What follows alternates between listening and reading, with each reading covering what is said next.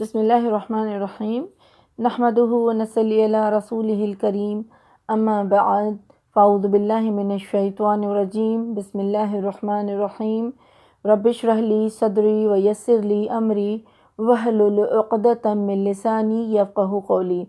السلام علیکم ورحمۃ اللہ وبرکاتہ۔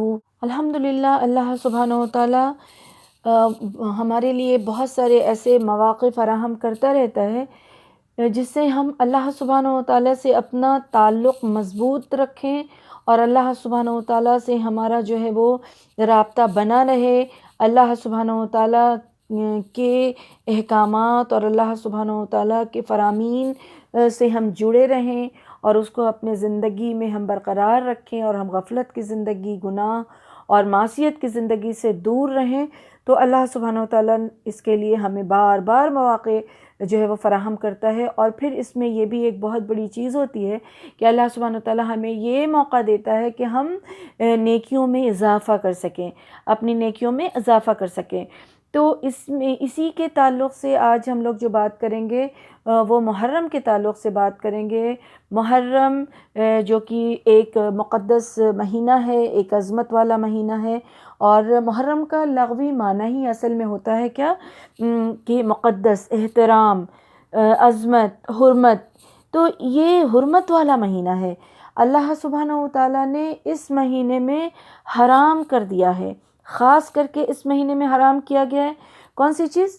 لڑائی جھگڑا، ظلم، جنگ جدال، ظلم کرنا، فتنہ فساد کرنا، قتل و غارت کرنا، یہ ساری چیزیں جو ہے اللہ سبحانہ وتعالیٰ نے خاص حرمت والے مہینوں میں جو حرام کیا ہے، اور محرم حرمت والے مہینوں میں سے ایک مہینہ ہے۔ ہمیں یہ چیز کہاں سے پتہ چلتی ہے؟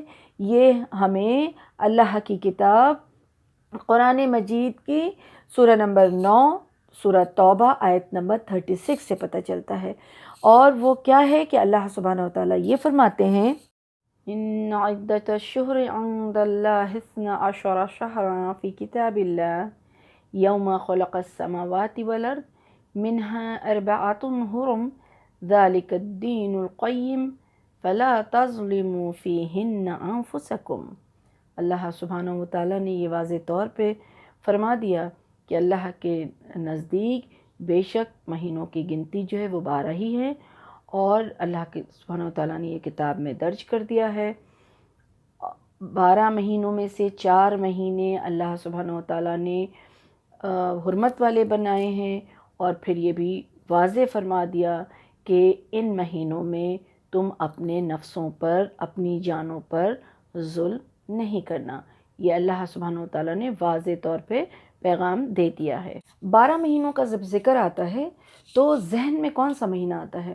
وہی جنوری، فروری، مارچ، اپریل، جس کا انفلوئنس جو ہے مجھ پر اور آپ پر بہت زیادہ ہے، جبکہ اللہ سبحانہ وتعالیٰ کی کتاب اور احادیث میں اسلامک سال کے 12 مہینے کا ذکر ہے، جو اللہ سبحانہ وتعالیٰ نے جب سے زمین اور آسمان بنایا تب سے بنایا ہے، اور اس مہینے میں سے 4 اللہ سبحانہ وتعالیٰ نے حرمت والے رکھے ہیں۔ یعنی وہ 4 مہینہ جو ہے جس میں اللہ سبحانہ وتعالیٰ نے خاص برائی سے انسان کو روکا ہے کہ تم اس میں لڑائی جھگڑا نہ کرو، برائی نہ کرو، گناہ نہ کرو، گالی گلوچ نہ کرو، غیبت نہ کرو، ظلم نہ کرو، فتنہ فساد نہ کرو، قتل نہ کرو۔ کیوں؟ کیونکہ اللہ سبحانہ وتعالیٰ نے، جیسا کہ ہم نے دیکھا کہ سورہ توبہ آیت نمبر 36 کے جو دوسرے حصے میں اللہ سبحانہ وتعالیٰ نے کیا فرمایا کہ دیکھو یہ 12 مہینے میں سے ہم نے 4 حرمت والے بنائے، اس میں تم اپنے جانوں پر ظلم مت کرو۔ تو جو شخص بھی اس طرح کے گناہ میں مبتلا ہوتا ہے تو اس کا نقصان اس کو خود ہوتا ہے، کیونکہ اس کی وجہ سے اس کی پکڑ ہوگی اور وہ عذاب کا مستحق ہو جائے گا۔ اس لیے اللہ سبحانہ وتعالیٰ نے یہ کہا کہ اپنے جانوں پر ظلم نہ کرو اس مہینے میں خاص کر کے۔ اب اللہ سبحانہ وتعالیٰ کی حکمت، سبحان اللہ، یہ 4 مہینے اللہ سبحانہ وتعالیٰ نے ہم سب کی ٹریننگ کے لیے رکھا ہے کہ ان 4 مہینوں میں تم اپنے آپ کو ان چیزوں سے روکے رکھو، اور پھر باقی دنوں میں بھی ان برائیوں سے تم رک سکتے ہو۔ جب اللہ سبحانہ وتعالیٰ کی فرمانبرداری کر کے اور اس کے احکام کو مانتے ہوئے تم اس مہینے میں رک سکتے ہو، تو پھر 12 مہینے میں سے جو اور 8 مہینے جو بچ جاتے ہیں ان 4 مہینے کے علاوہ، تو اس میں بھی تم بچ سکتے ہو، اور تم اپنے آپ کو بچا کر کے رکھو، اور تم اپنی جان پر ظلم نہ کرو۔ سبحان اللہ۔ اور پھر یہ بات آتی بھی ہے کہ صحیح مسلم اور بخاری میں آتی ہے کہ رسول اللہ صلی اللہ علیہ وسلم نے فرمایا اس کے بارے میں کہ زمانہ گھوم گھما کر اسی حالت میں آ جائے گا جس حالت میں اللہ سبحانہ وتعالیٰ نے اسے بنایا ہے۔ یعنی اور آپ کو پتہ ہے یہ 4 مہینے جو حرمت والے ہیں، مجھے اور آپ کو اس بہت جو ہے وہ کم اس کے بارے میں علم ہے کہ اس اسلامک سال کا کیا نام ہے، اس میں سے کون سے مہینے حرمت والے ہیں، اور ان مہینوں میں ہمیں کن کن چیزوں میں خاص اللہ سبحانہ وتعالیٰ نے روکا ہے۔ تو اس اسلامک مہینے کے تعلق سے بہت ہی غفلت میں ہیں ہم مسلمان۔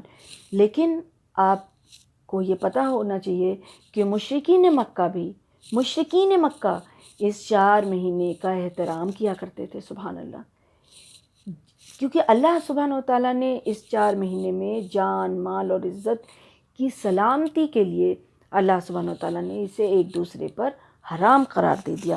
عرب اس وقت جو ہے ان 3 مہینے میں جو یہ لگاتار حرمت والے 3 مہینے ہیں، ذی القعدہ، ذی الحج اور محرم، تو ان مہینوں میں حجاج کا آنا جانا اور حج کرنا اس کا سلسلہ رہتا تھا۔ تو پھر اللہ سبحانہ وتعالیٰ کے حکم سے مشرکین مکہ بھی اور سارے لوگ جو اس کا احترام کرتے تھے اور امن سکون چین سے اللہ کی عبادت کیا کرتے تھے۔ اور بیچ میں ایک اور مہینہ جو رجب کا مہینہ جو حرمت والا مہینہ ہے، تو رجب کے مہینے کو عرب جو ہیں ان لوگوں نے خاص کر لیا تھا عمرہ کے لیے۔ تو اس طرح سے حج اور عمرہ آسانی سے کیا جاتا تھا۔ برائی جیسا کہ ہم لوگ جانتے ہیں کہ اللہ سبحانہ وتعالیٰ ان چیزوں کو 12 مہینے میں سے کسی مہینے میں پسند نہیں کرتا ہے، لیکن اس 4 مہینے میں خاص کر کے روکا گیا ہے۔ آج اس وقت تو مشرکین مکہ بھی اس کا جو ہے احترام کرتے تھے، آج ہم اس کی حرمت کا خیال بہت کم رکھتے ہیں۔ اس کی وجہ یہ ہے کہ ہم نہ تو مہینے کے نام کو جانتے ہیں، نہ تو ہم اس حقیقت کو جانتے ہیں کہ یہ 4 مہینے حرمت والے کون سے ہیں اور کیا ہے اس کی حقیقت۔ تو اس کے بارے میں چونکہ علم نہیں ہے، اس لیے اس کا احترام بھی بہت کم ہی کیا جاتا ہے۔ آج چونکہ اس مہینے کی فضیلت اور اس میں ہمارے لیے کیا پیغام ہے، اس تعلق سے ہم لوگ بات کرنے والے ہیں۔ تو سب سے پہلے ہم لوگ یہ جانتے ہیں کہ محرم میں جو غلط چیزیں رائج ہے، محرم کے تعلق سے من گھڑت باتیں جو آج چلی آ رہی ہے اور سوشل میڈیا میں اتنی پھیل رہی ہے کہ لوگ اس کے تعلق سے تو جانتے ہیں لیکن حقیقت کا پتہ نہیں ہوتا ہے۔ اس کے تعلق سے غلط باتیں جو آج بہت زیادہ لوگوں میں عام ہوئی ہے، وہ کیا ہے کہ رسول اللہ صلی اللہ علیہ وسلم جو ہے رسول اللہ صلی اللہ علیہ وسلم نے یہ فرمایا ہے اس کے تعلق سے کہ اس مہینے میں ان کے جو ہے سارے اگلے پچھلے گناہ اسی مہینے میں جو ہے وہ معاف کیا گیا ہے، اور کوئی اگر شخص 4 رکعت نماز پڑھ لیتا ہے تو اس کے 50 سال کے گناہ معاف کر دیے جاتے ہیں۔ اور اسی طرح سے یہ کہنا ہوتا ہے کہ یونس علیہ السلام مچھلی کے پیٹ سے اسی دن نکالے گئے، اور یوسف علیہ السلام کی جیل سے رہائی جو ہے وہ اسی دن ہوئی تھی، یعنی خاص کر کے جو ہے 10 محرم کی بات کہی جاتی ہے۔ اور اسی طرح سے یوسف علیہ السلام کو جیل سے رہائی ملی، ابراہیم علیہ السلام آگ سے نکالے گئے، آدم علیہ السلام کی دعا قبول ہوئی، ایوب علیہ السلام بیماری سے ان کو شفا ملی، یعقوب علیہ السلام کی آنکھ کی روشنی جو واپس آئی گئی۔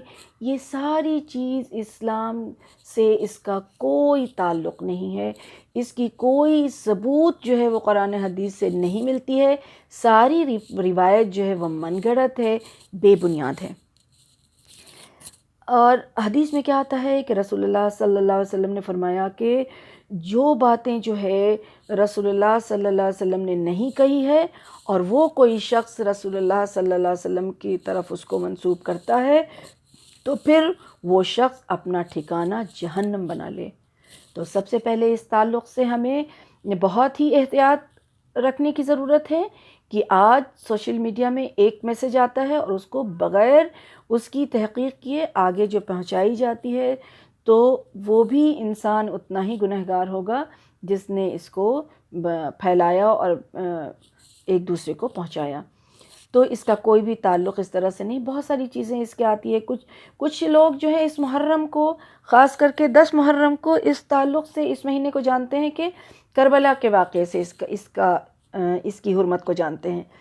کچھ تو ہیں حسین رضی اللہ عنہ کی شہادت سے اس کو جانتے ہیں، جبکہ قرآن میں ہم نے کیا دیکھا؟ سورہ توبہ میں اللہ سبحانہ وتعالیٰ نے کیا فرمایا ہے کہ قرآن میں اللہ سبحانہ وتعالیٰ نے واضح کر دیا یہ چیز کہ یہ مہینہ 12 مہینہ جو اللہ سبحانہ وتعالیٰ نے جب زمین اور آسمان بنایا تب سے بنایا ہے، اور اس میں 4 مہینے جو ہے وہ حرمت والے بنائے ہیں۔ یہ تو زمین اور آسمان جب سے بنا تب سے اللہ سبحانہ وتعالیٰ نے بنایا ہے، جبکہ ان چیزوں کی حقیقت یہ تو بعد میں آئی، بعد میں ہوئی یہ سارے واقعہ۔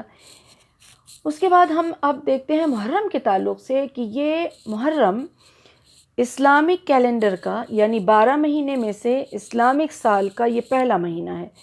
اس کے پیچھے بھی کیا حکمت ہے اور کیا پیغام ہے، ہمیں یہ جاننا چاہیے کہ یہ اس نبی صلی اللہ علیہ وسلم کے زمانے میں یہ پہلا مہینہ مقرر نہیں کیا گیا تھا، نہ تو ابو بکر صدیق رضی اللہ عنہ کے خلافت میں یہ کیا گیا، عمر رضی اللہ عنہ کے دور خلافت میں ہوا یہ کہ زکوٰۃ کا مسئلہ جو ہے وہ زکوٰۃ کا حساب کتاب پھر وہ کیونکہ مدینہ میں آنے کے بعد نماز، زکوٰۃ، حج یہ سارے چیز کی جو فرضیت آئی تو پھر مکمل طور پر ایک طریقے سے جیسے کہ زکوٰۃ کا لین دین اور اس کا حساب کتاب رکھا جاتا تھا، تو زکوٰۃ لینے اور دینے کا جو حساب ہوتا تھا اس میں 1 سال کا پورا حساب جو ہے وہ ذرا مشکل ہونے لگا۔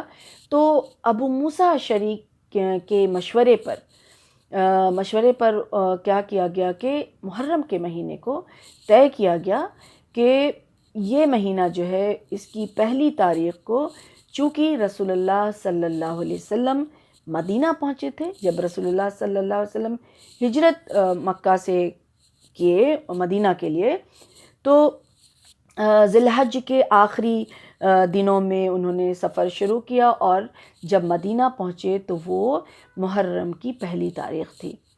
مکہ سے مدینہ پہنچے تو وہ محرم کی پہلی تاریخ تھی۔ تو ان لوگوں نے آپس میں مشورہ کر کے اور پھر عمر بن خطاب رضی اللہ عنہ کے دور میں یہ جو ہے وہ فکس کیا گیا کہ یہ محرم جو ہے وہ اسلامک کیلنڈر کا پہلا مہینہ ہوگا۔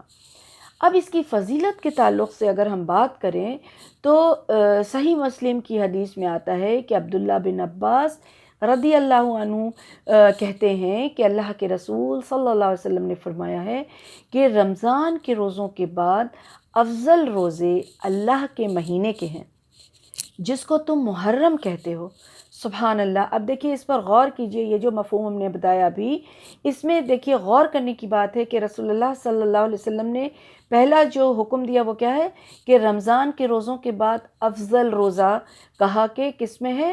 محرم کے مہینے میں۔ اب اس محرم کے مہینے کو رسول اللہ صلی اللہ علیہ وسلم کیا فرما رہے ہیں کہ اللہ کے مہینوں کے ہیں۔ سبحان اللہ، اتنا پیارا مہینہ ہے یہ کہ رسول اللہ صلی اللہ علیہ وسلم نے اس کو واضح کر دیا کہ اللہ کا مہینہ ہے یہ۔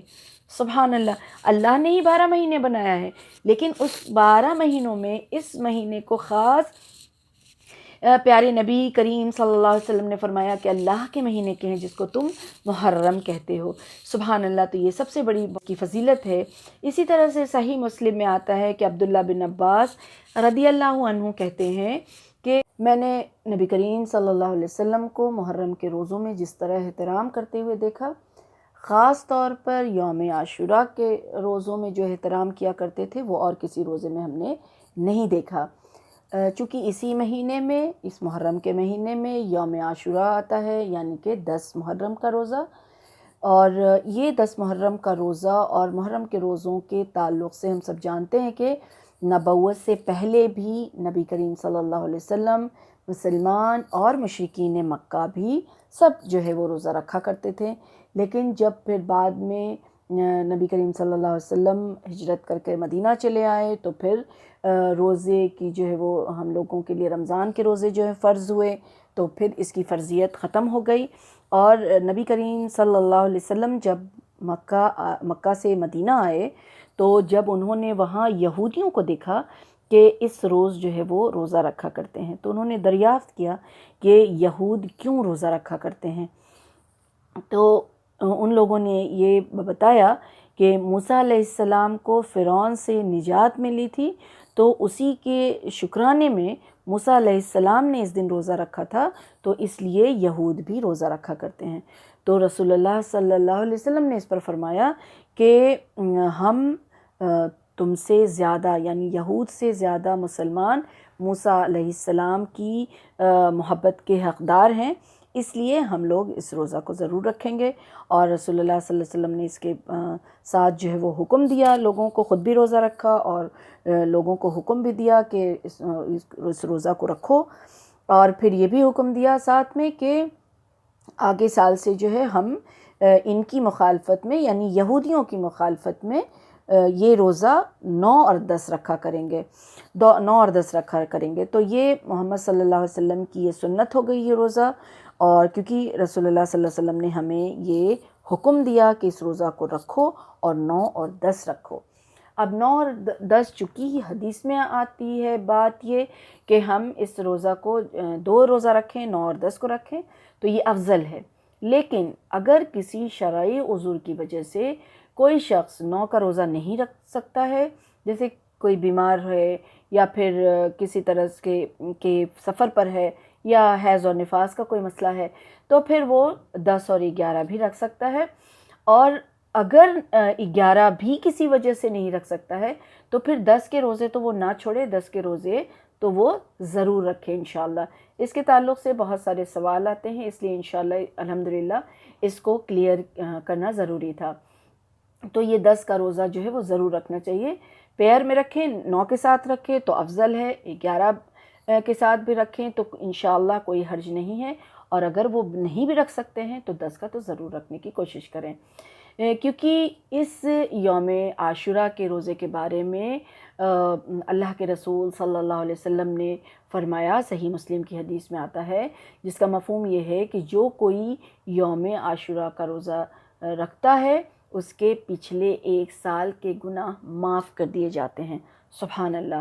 تو دیکھیے یہ کتنی بڑی فضیلت ہے، اللہ سبحانہ وتعالیٰ کا فضل ہے کہ اللہ سبحانہ وتعالیٰ ہمیں ایسے ایسے موقع فراہم کر کے ہمارے گناہوں کو معاف کرتا رہتا ہے، چھوٹے موٹے جو ہم سے گناہ غفلت میں یا لا علمی کی وجہ سے، یا کسی بھی انسان ہے وہ غلطیوں کا تو پتلا ہے، لیکن توبہ استغفار کرتا رہے اپنے بڑے بڑے گناہوں سے اور اس سے بچتا رہے، اور پھر چھوٹے موٹے گناہ جو اس طرح سے اللہ سبحانہ وتعالیٰ ٹائم ٹو ٹائم جو ہے وہ سبحان اللہ اپنے فضل سے معاف کرنے کے موقع ہمیں دیتے رہتے ہیں، تو اس سے پچھلے 1 سال کے گناہ معاف کر دیے جاتے ہیں۔ اور الحمدللہ یہ مہینہ حرمت والا ہے، اس کی فضیلت بتائی گئی ہے قرآن حدیث میں، جبکہ کچھ لوگ ابھی بھی اس کو منحوس مانتے ہیں، کچھ لوگ ابھی بھی اس مہینے کو منحوس مانتے ہیں، کوئی خوشی کا کام نہیں کرتے ہیں، کوئی اچھا کام اس مہینے میں نہیں کرتے ہیں، شادی بیاہ نہیں کرتے ہیں، عقیقہ نہیں کرتے ہیں، کوئی مطلب جو بھی اگر کوئی خوشی کا کام ہوتا ہے تو نعوذ باللہ اس مہینے میں نہیں کرتے ہیں۔ اور سلف کے نزدیک ہم جانتے ہیں کہ سلف کے نزدیک 3 عشرہ جو ہے وہ فضیلت والا ہے، سبحان اللہ۔ چونکہ ہم اس مہینے کی فضیلت کی بات کر رہے ہیں تو 3 عشرے فضیلت والے ہیں سلف کے نزدیک۔ پہلا ہے رمضان کا عشرہ، کیونکہ اس کے اندر کیا ہے، شب قدر ہے، اس کے اندر شب قدر ہے، تو رمضان کا آخری عشرہ جو ہے وہ اس کی فضیلت جو ہے کے بارے میں بات آئی ہے، اور پھر ذی الحجہ کا، کیونکہ اس میں عرفہ کا دن آتا ہے، اور پھر اسی طرح سے محرم کا پہلا عشرہ ہے، کیونکہ اس میں بھی یوم عاشوراء کا جو ہے وہ روزہ آتا ہے. سبحان اللہ. تو سلف کے نزدیک 3 اشرے فضیلت والے ہیں، جس میں سے محرم کا یہ پہلا اشرہ آتا. سبحان اللہ. اور پھر اس کے بارے میں اس طرح سے غلط بات سوچنا، نعوذ باللہ، یہ علم کی کمی کی وجہ سے ہے، تو اس کو دور کرنے کی ضرورت ہے. اب نبی کریم صلی اللہ علیہ وسلم جو ہے وہ ان کی بیٹی ام کلثم کا نکاح بھی 3 محرم کو ہوا تھا حضرت عثمان رضی اللہ عنہ کے ساتھ. تو یہ شادی ہی تو تھی، نکاح ہوا، خوشی کا دن تھا، تو نعوذ باللہ کون سا برا ہوا، اور نعوذ باللہ کس طرح کہ یہ اللہ کا مہینہ ہے، یہ جو ہے وہ فضیلت والا مہینہ ہے، تو اس میں کوئی بھی بلکہ اور خوشی کا کام کرنا چاہیے. یہ مہینہ مقدس ہے، اللہ کا مہینہ ہے. رسول اللہ صلی اللہ علیہ وسلم نے خود فرمایا، اور رسول اللہ صلی اللہ علیہ وسلم نے اس مہینے کو پسند کیا. تو برائی سے خاص طور پر چونکہ روکا گیا ہے اس مہینے میں، تو اس میں نیکی کے کام زیادہ سے زیادہ کرنا ہے، اچھے کام کرنے ہیں. ان دنوں میں جو ہے خوشی کے کام کرنے ہیں، اچھے کام کرنے ہیں. اور نبی کریم صلی اللہ علیہ وسلم کی سنت کو زیادہ کرنا ہے، نبی کریم صلی اللہ علیہ وسلم کی سنت کو زندہ کرنا ہے، اور یہی اس کی ضرورت ہے، اور یہی ضروری ہے، کیونکہ رسول اللہ صلی اللہ علیہ وسلم کو یہ پسند ہے. اللہ سبحانہ وتعالیٰ کا مہینہ اس کو قرار دیا گیا، اور اسی مہینے میں بدعت کر کے ہم اپنے آپ پر ظلم کرتے ہیں. اس مہینے میں بدعت کو روکنے کی ضرورت ہے. اس مہینے میں کچھ لوگ جو ہے وہ ماتم کرتے ہیں، کربلا کو یاد کرتے ہیں، شہادت کو یاد کرتے ہیں، غم مناتے ہیں. اللہ اکبر، نعوذ باللہ، یہ سب حرام ہے، بدعت ہے، اس کی کوئی حقیقت نہیں. اس مہینے کی حرمت سے اس کا کوئی بھی تعلق نہیں ہے ان چیزوں سے. تو ان چیزوں سے بالکل بچنے کی ضرورت ہے، اور لوگوں کو بھی اس سے آگاہ کرنے کی ضرورت ہے کہ ان چیزوں سے بچا جائے. الحمدللہ.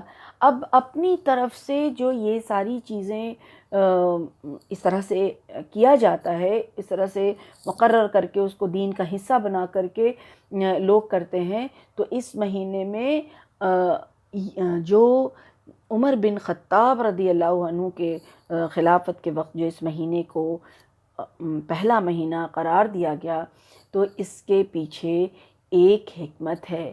یہ یاد دلانے کے لیے ہے کہ اس مہینے میں ہجرت کر کے رسول اللہ صلی اللہ علیہ وسلم مدینہ آئے. سبحان اللہ.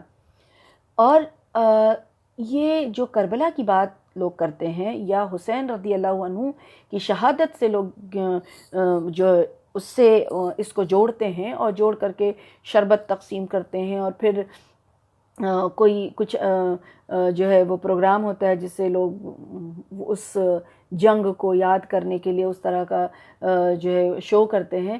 تو یہ ساری چیزیں کب ہوئی؟ یہ ساری چیزیں جو ہے ہجرت کے 60 سال بعد کا واقعہ ہے. یہ ہجرت سے 60 سال بعد کا واقعہ ہے، جبکہ عمر بن خطاب رضی اللہ عنہ کے زمانے میں یہ جو پہلا مہینہ جو ہے اس کو جو ہے قرار دیا گیا، اور اس کی حرمت تو اللہ سبحانہ وتعالیٰ نے پہلے ہی رکھی ہے جب سے زمین اور آسمان بنایا. تو مسلمانوں کو اپنی تاریخ کے بارے میں علم ہونا چاہیے. بدعت جو ہے وہ کیا کرتی ہے؟ سنت کا فوت کر دیتی ہے. جب صحیح علم نہیں ہوتا ہے تو انسان سنی سنائی باتوں پر عمل کرتا ہے، بدعت کو رائج کرتا ہے، اور سنت کو جانتا بھی نہیں ہے، اور سنت پر عمل بھی نہیں کرتا ہے. تو ضرورت ہے آج مجھے اور آپ کو اس کے تعلق سے جو ہے وہ علم حاصل کرنے کی، اور لوگوں تک اس کی حقیقت کو پہنچانے کی. اب یہ ہجرت کیوں ہوا؟ ہجرت کا واقعہ کیا ہے؟ مکہ کے حالات کیسے تھے؟ صحابہ کرام نے کیسی قربانیاں دیں؟ کفر اور شرک سے کیسے مسلمانوں نے، صحابہ کرام نے مقابلہ کیا؟ کیسے ان کی جو مخالفت کی جاتی تھی تو ان لوگوں نے کیسے اپنے قدم جو ہے وہ جمائے، اور ان کی اذیتوں کو، کفر اور شرک پر جو لوگ تھے ان کی اذیتوں کو کیسے ان لوگوں نے سہا. تو کربلا سے کئی گنا زیادہ جو ہے وہ پریشانی، اور کئی گنا زیادہ تکلیف، اور بہت زیادہ وقت ان لوگوں نے اس تکلیف میں گزارا. انہی مسلمانوں نے جو یہ تکلیف برداشت کی اور پھر اللہ کے حکم سے اپنے ایمان کو بچانے کے لیے ہجرت کی، محرم یہ یاد دلاتا ہے کہ ایمان کی حفاظت، توحید کی اہمیت زندگی میں کتنی ہے۔ مکہ سے مدینہ ہجرت کر کے لوگ کیوں آئے؟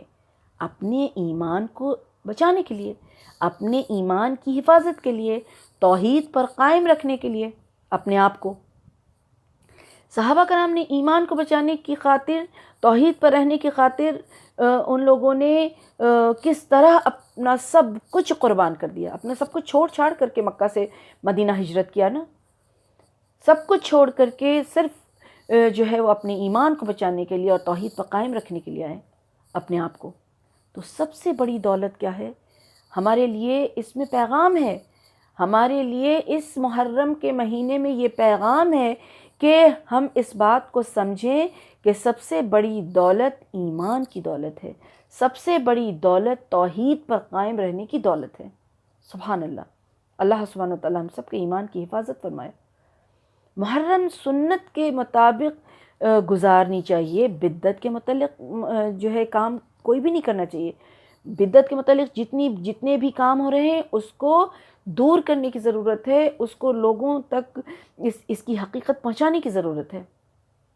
محرم کا پیغام یہ ہے کہ اسلام پر آزادی کے ساتھ عمل کرنا جو ہے، اس کے متعلق جو ہے زندگی گزارنے کے لیے رسول اللہ صلی اللہ علیہ وسلم نے کیا کیا؟ جب مکہ سے مدینہ آئے تو مدینہ آنے پر انہوں نے ایک اپنی ریاست بنائی وہاں پر کہ لوگ آزادی کے ساتھ جو ہے اسلام پر جو ہے وہ قائم رہ سکیں اور شریعت کے مطابق اپنی زندگی گزاریں، اللہ سبحانہ وتعالیٰ کے حکم کے مطابق، چاہے وہ عبادت ہو چاہے وہ معاملات ہو، اللہ سبحانہ وتعالیٰ نے جو بھی احکام دیے ہیں اس پر عمل کریں اور توحید پر قائم رہیں۔ تو اپنے ایمان کو بچانے کے لیے یہ آزادی کیونکہ مکہ میں آزادی نہیں تھی، مکہ میں ظلم تھا، مکہ پہ ان لوگوں کے اوپر جو ستم ڈھایا جا رہا تھا، توحید پہ قائم کوئی رہتا تو اس کے اوپر جو ہے وہ اذیت اس کو دی جاتی۔ تو ایک جو ہے آزاد ریاست رسول اللہ صلی اللہ علیہ وسلم نے مدینہ آ کر کے یہ بنایا۔ کیوں؟ کیونکہ لوگ آسانی کے ساتھ اور بہت ہی اچھے طریقے سے یہ سب کر سکیں۔ لیکن آج کیا ہے؟ آج بہت ہی افسوس کی بات ہے کہ مکمل طور پر انسان آزاد ہے، اس کے باوجود اپنے ایمان کی حفاظت کرنے میں کوتاہی برت رہا ہے۔ اللہ اکبر! اس کے باوجود اپنے ایمان کو بچانے میں کوتاہی کر رہا ہے، اپنی زندگی جو ہے وہ اسلامک شریعت کے مطابق گزارنے میں کوتاہی برت رہا ہے۔ اللہ اکبر! سنت پر زندگی ہونی چاہیے لیکن بدعت میں گزر رہی ہے۔ اللہ ہم سب کے ایمان کی حفاظت فرمائے اور اللہ سبحانہ وتعالی ہم سب کو سنت کے مطابق زندگی گزارنے کی توفیق عطا فرمائے، آمین یا رب العالمین۔ ہجرت کے ذریعے سے جو ہے اللہ سبحانہ وتعالی نے یہ پیغام مجھے اور آپ کو دیا کہ یہودیوں کی مخالفت کرنی ہے۔ یہ پیغام ہے آج اس محرم کے موقع پر ہمیں ان باتوں کو یاد رکھنا ہے، کیونکہ حدیث میں ہم نے کیا دیکھا کہ رسول اللہ صلی اللہ علیہ وسلم نے روزہ ایک نیکی کا کام ہے، ایک اچھا کام ہے، رسول اللہ صلی اللہ علیہ وسلم نے اس کو پسند کیا اور امت کو یہ حکم دیا کہ تم اس روزے کو رکھو، لیکن یہودیوں کی مخالفت میں تم دو روزہ رکھو۔ اللہ اکبر!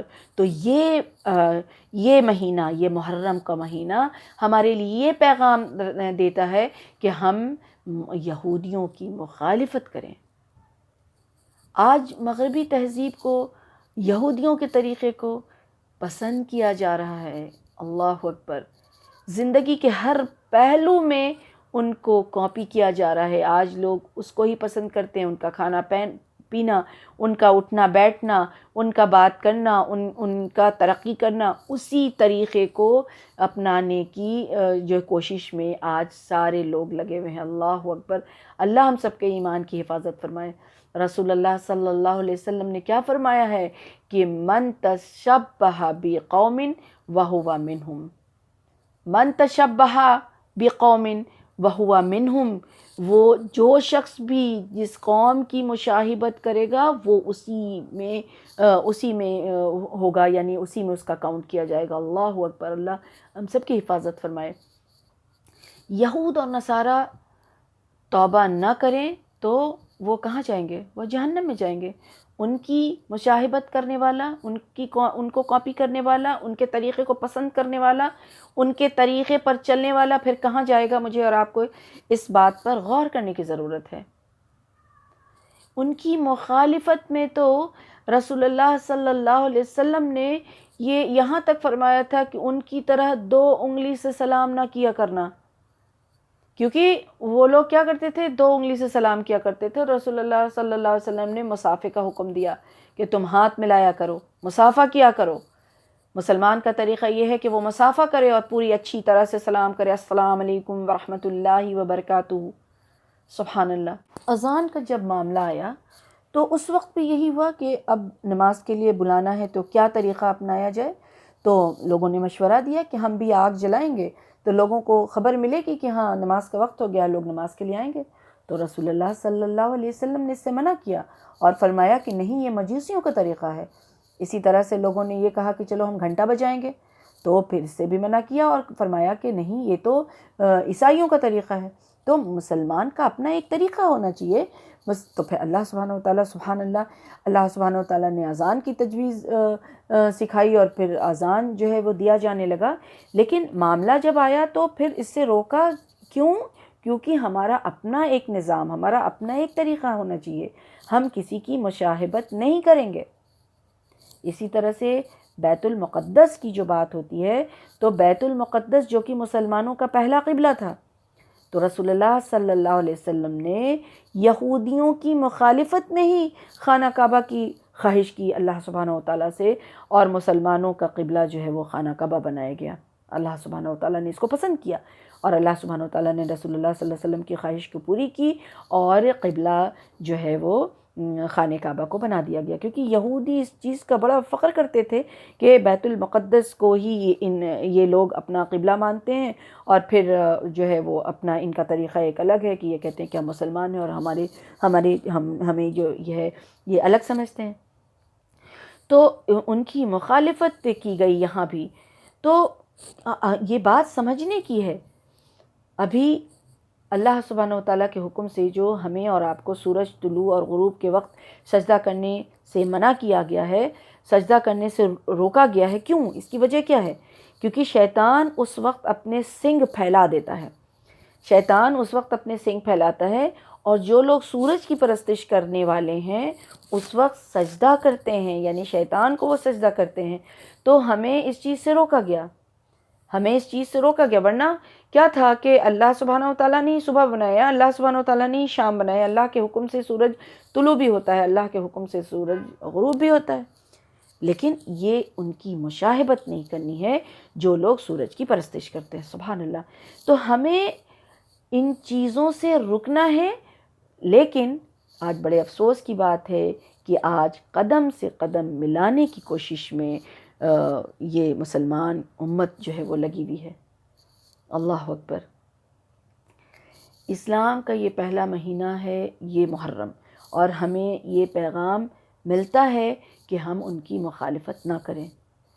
اور اسلام اتنی بڑی دولت ہے، ایمان کی دولت اتنی بڑی ہے کہ عمر بن خطاب رضی اللہ عنہ نے کیا فرمایا تھا کہ ہم جاہل قوم تھے، ہمیں یہ اسلام نے عزت دی ہے، اور اگر کوئی اسلام پر عمل نہیں کرے گا تو اللہ کو دیر نہیں ہوگی کہ اسی ذلت کے حوالے کر دے۔ اللہ اکبر۔ اسلام کے حوالے سے انہوں نے کیا فرمایا تھا کہ اسلام نے ہمیں عزت دی ہے۔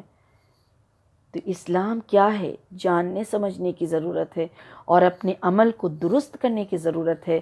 ہمیں اسلام کو جاننا ہے اور اسلام کے متعلق زندگی گزارنے کی کوشش کرنا ہے، نہ کہ یہود اور نصارہ کے طریقے پر۔ ہماری زندگی ہے کہ ہم اسلام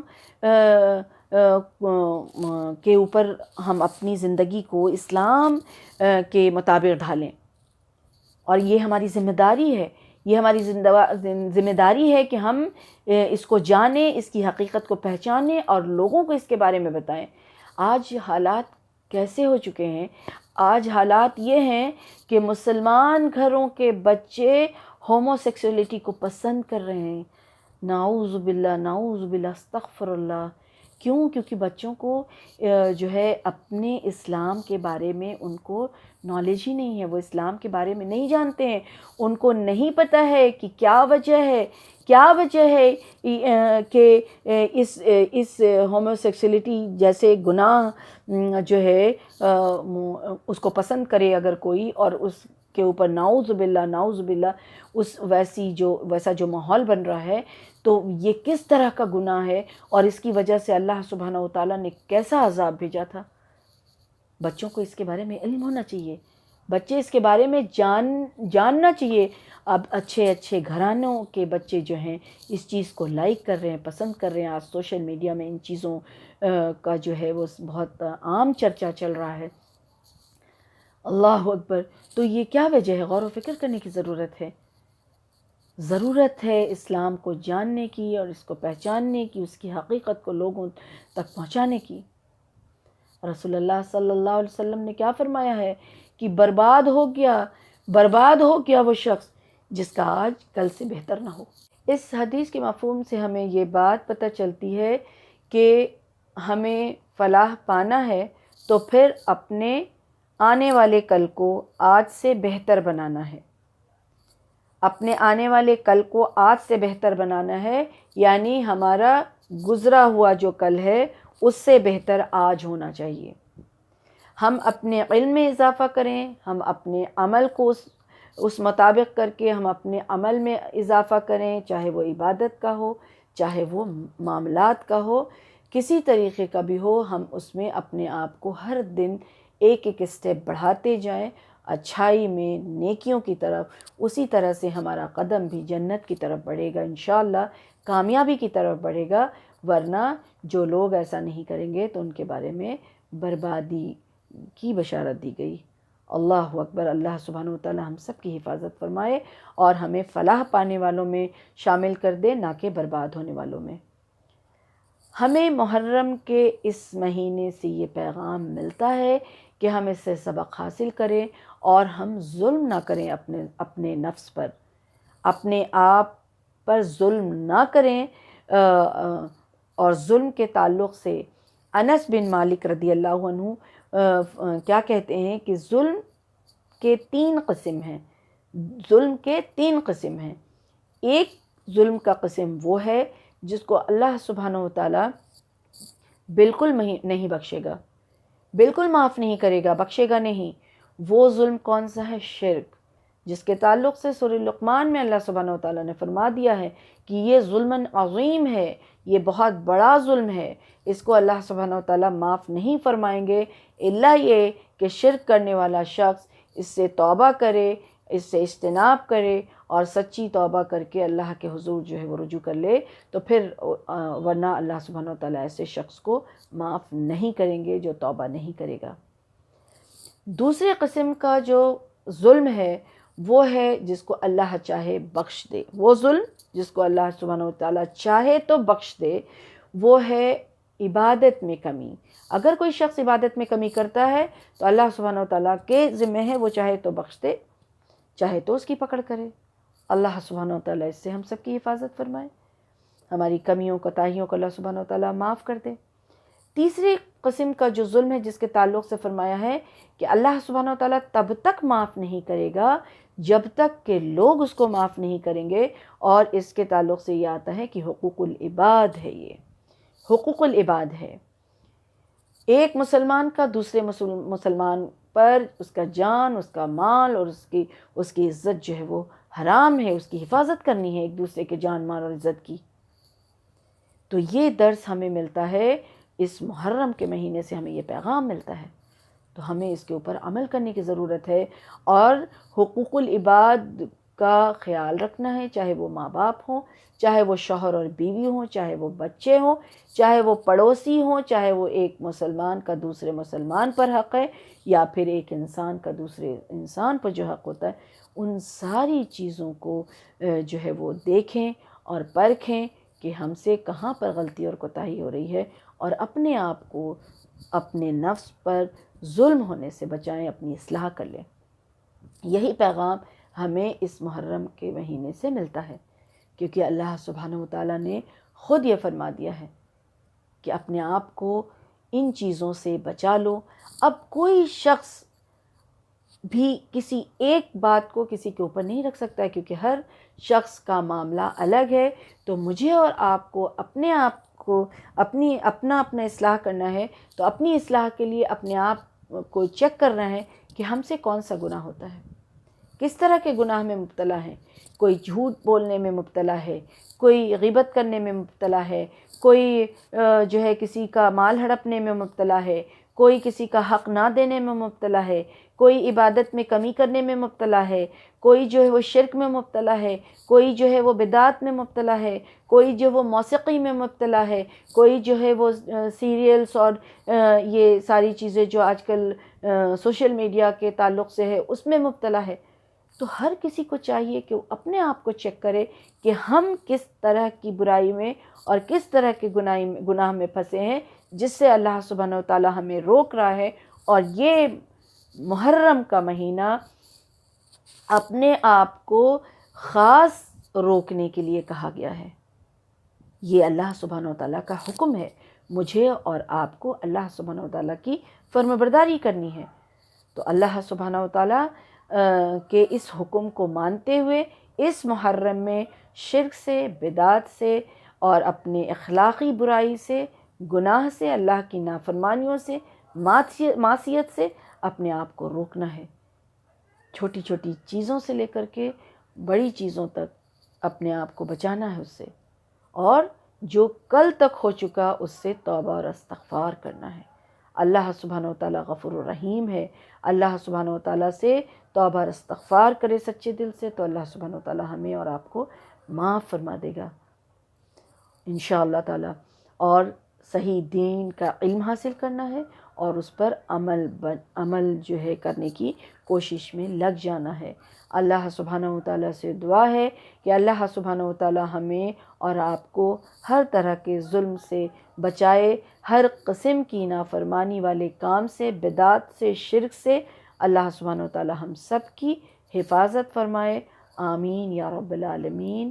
وما علینا الا البلاغ۔